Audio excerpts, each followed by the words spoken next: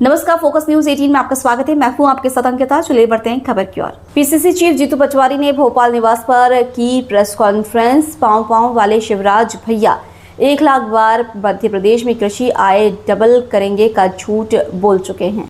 हद संसद में तब हुई जब उन्होंने 8 गुना करने की बात कही। मंडियों में प्रदेश भर किसानों को धोखा मिला। 15 लाख क्विंटल गेहूं खुले मेरी में बिक गए।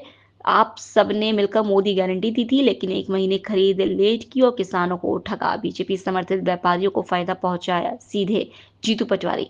यूरिया संकट शिवराज जी आप ले आए, वरदान संकट आप ले आए। पांव वाले भैया अब प्लेन वाले बन गए हैं। दिन में 3 बार कपड़े बदलते हैं, सजे धजे घूमते हैं। किसान का बेटा अब आपका झूठ समझ गया है। शिवराज सिंह चौहान के खिलाफ जीतू पटवारी करेंगे उपवास, कांग्रेस का बड़ा आरोप। मध्य प्रदेश में हर महीने ट्रांसफर के ऑर्डर, वल्लभ भवन में लेन देन का नतीजा। वल्लभ भवन की 5वीं मंजिल पर हो रहा भ्रष्टाचार। मिडिल ईस्ट संघर्ष और गैस, डीएपी खाद्य संकट पर बीजेपी के नेता झूठ फैलाते हैं। पास में बम फूट जाए तो भी कहेंगे पटाखे हैं। गैस पेट्रोल की कोई किल्लत नहीं, ये कहा गया था, लेकिन हालात सबने देखी।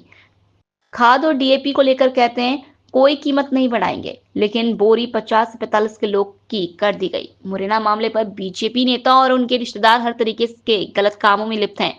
इंदौर वंदे मातरम मामले में कांग्रेस को वंदे मातरम पर किसी का सर्टिफिकेट नहीं चाहिए। राष्ट्रगीत के सम्मान पर किसी ना कोई आपत्ति थी ना है रहेगी।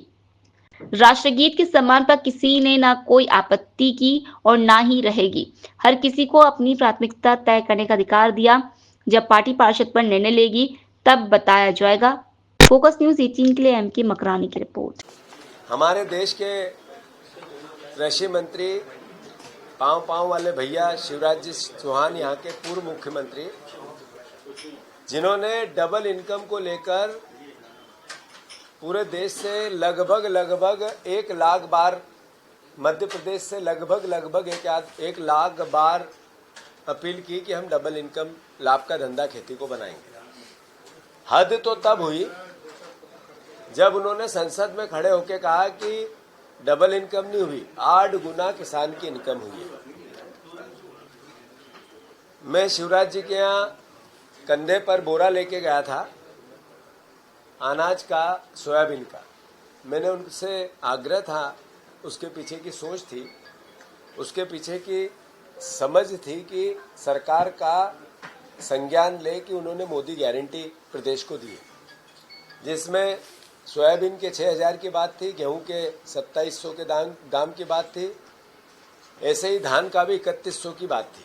मुझे खुशी नहीं होती है कि मैं कंधे पर 2 किलोमीटर 50-60 किलो का बोरा लेके शिवराज जी के यहाँ जाऊं और फिर उनसे बात करूं, पर मुझे कोशिश करनी पड़ती है इस बात की कि मैं किस तरीके से शिवराज जी को अपनी वो वादे याद दिलाऊं, मोदी जी की गारंटी याद दिलाऊं, किसानों के दर्द को उनको बयां करूं।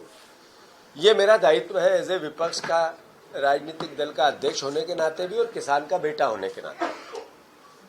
अभी लगातार हम मंडियों में जा रहे हैं। पूरी कांग्रेस पार्टी ने कल पूरे प्रदेश में कलेक्टर कार्यालय का घेराव किया। सरकार मजबूर हुई और उसने उपार्जन कई जिलों में चालू किया, गेहूं खरीदने की प्रोसेस चालू की। पर इससे पहले वो कितना बड़ा धोखा दे चुके हैं किसानों को, ये प्रदेश के किसानों को और प्रदेश जनों को समझने की आवश्यकता है।